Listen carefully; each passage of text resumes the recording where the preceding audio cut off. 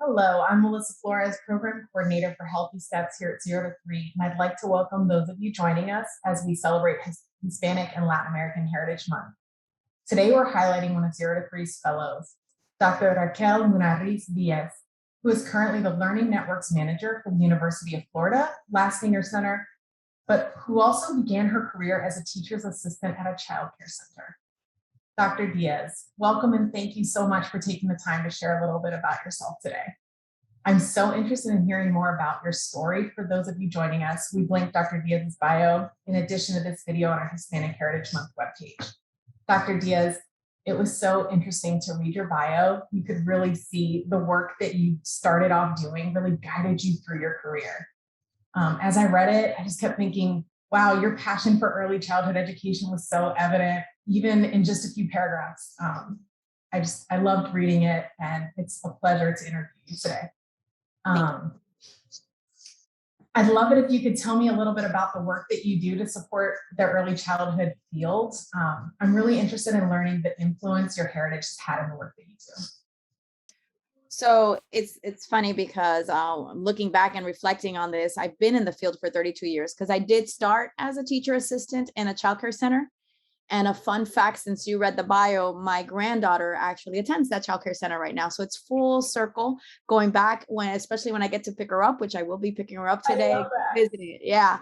So it's just amazing how quality has been important to me, but also the importance of a really strong learning environment. So yeah, 32 years. I started as a teacher assistant. My first part of my career was 17 years in the public school system. And in the public school system, I worked in pretty much kindergarten, second grade, so the early childhood, more of that field kind of thing. And then I started feeling this passion for teachers. Teachers would come to me naturally. Hey, Raquel, what are you doing? What are you working on? It was like this natural leadership, coaching, facilitator kind of thing. So I started looking into adult learning, and I started pursuing my doctorate in early childhood and got an amazing opportunity to work in the Miami Science Museum, which is now called Frost Science, to develop early childhood science curriculum for Head Start teachers. And that was amazing because I love creativity, I love innovation, but I also love supporting a staff that loves supporting young children and families. So I realized, even though I love children, teaching them, I think I love the adult learners a little bit more, if you will, because they are impacting so much more. So moving along, once I did get the doctorate, I did get this opportunity at the University of Florida. I've been there 12 years. I've had many, many hats. I've been a professor supporting teachers in Miami.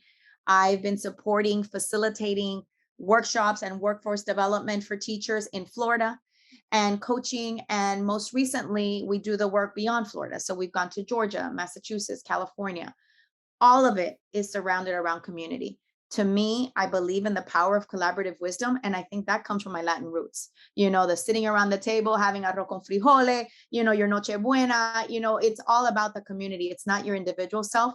And it's really honoring where people are at. So that is at the root of everything I do. I've also learned to be a little feisty Latina at times. I was born in Puerto Rico, and I remind my husband many times I'm Puerto Rican, even though I have Cuban parents. So the feistiness comes out at times, and the passion to find my voice. My parents are from Cuba. They had to leave communist Cuba. I was born in Puerto Rico, but I grew up hearing the stories. So I've always grown up hearing how important it is to find your voice, empower yourself, and find that community who supports you. That's pretty much me. I mean, I could tell you a little more, but I think I might tell you a little more later. So I don't want to tell you everything now. That's incredible. And you think about the influence your heritage has had on the work that you do. It sounds like it's had a huge impact. And I can identify with the feisty. I cannot say that I've climbed the ladder that you have, but I totally identify with the feisty. And I think that it's very important to think about the work that you've done. And, we all think about what we're doing now and the impact that we have on the work that we do now. But to hear that how many years later your grandchild is now going to where you started and you had an impact there, and you've had multiple tiers of impact since in other ways. It's just it's incredible to reflect that way. Okay, I'll move on to the next question. Has this work provided you an opportunity to promote diversity, equity, and inclusion in the early childhood field? And if so, can you tell me a little bit more about that? Sure. So one thing I grew up with is my mom was very young, very quiet when she came to the United States. And she always confused her accent to being silenced. So she never talked. As a matter of fact, when we sit around a table and with non-Spanish speakers, she would not even sit at the table. Seeing that, and I share my mom's name is Raquel, just like me. And my mom was my biggest cheerleader for my doctorate. My mom wanted to be a teacher in Cuba. I feel I live a lot of my mom's footsteps, yet with a hint of spiciness. So I grew up not wanting to be silenced, grew up wanting to honor her voice. So I have always made it a place to find my place at the table. And once I'm at the table, I invite my own voice to be there. It's not just getting at the table. And that's the lens in which I approach all of diversity, equity, inclusion. I want all folks, everybody, all children, all teachers, everyone, no matter where your hat, your degree, your ethnicity, your race, everyone should be invited at the table. And once at that table, you should bring out their voice. The way I love to do that is through communities of practice, which is, I was mentioning it later.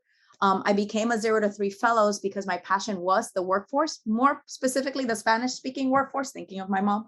And I knew that if we use community of practice tools that are collaborative tools that empower voice, strengthen where people come from, I knew we were going to get greatness. So once that wisdom is shared, you just get better and better at what you do, and you're empowering a workforce. So I've used all that. Most recently, last summer after the George Floyd incident, I was the one at work that was like, we have to do something. Even if it's just open up a space to have a courageous conversation, we have to do something. So I facilitated that. Somehow it's spiraled into, I'm actually the equity steering committee co-chair at my work. And we've been working actively at being anti-racist for the last over a year. I mean, we always did it and everything we did, but we've been taking a really strong internal look. We did a needs assessment. We've done book studies. We've done intense critical looking at each other, and we're creating principles around diversity and equity because we're trying to do it internally to then make sure we're doing it externally. So it's a part, as you can see, it's a multi-layered answer of everything I do, but ultimately it's knowing I am at that table and I have a voice at that table and I show up. Well, I don't know your mom, but I will say I can say with confidence, like, we made your mother very proud in the work that you're doing. And, it's one thing to watch the news and see the George Floyd situation and the Black Lives Matter and all of those things and think about it and think what you're going to do. But it's another thing to really take action and involve other people and allow for safe conversations. And talking about it is one of the hardest things. And that's the start, right? So how do you even get past that if that's the hardest part, is to talk about it? And people are reluctant, and the fact that you've made a safe place for people to do that and then in turn make change is just so applaudable. And it sounds like you're really making an impact. So thank you, Melissa. Yeah. All right. So do you have any advice or inspiration for those tuning in, and for any early childhood professionals for promoting diversity and equity in the early childhood field overall?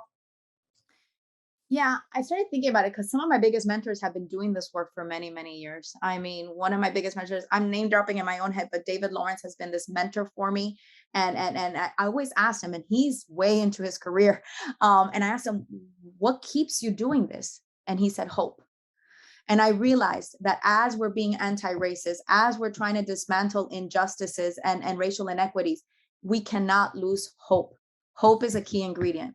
Compassion too. And I honestly think self-compassion as well, because we have a lot of learning to do. We have a mirror to look at as well. We shouldn't be looking out that window only. But I think hope is a very, very key component. And I think it's also very, very important to surround yourself with, I once heard the word co-conspirators instead of allies.